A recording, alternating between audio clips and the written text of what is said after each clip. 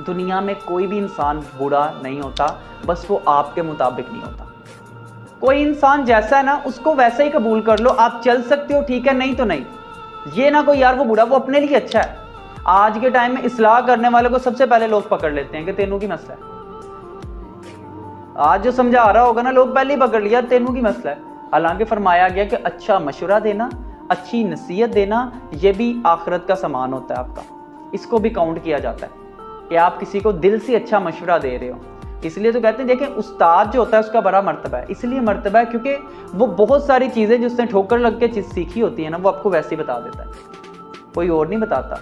मेरे हिसाब से सका भाई भी बहुत मुश्किल से चाहता है कि मुझसे आगे मेरा भाई जाए। हाँ, बाप और उस्ताद चाहता है कि मेरा बच्चा मुझसे ज़्यादा तरक्की करे।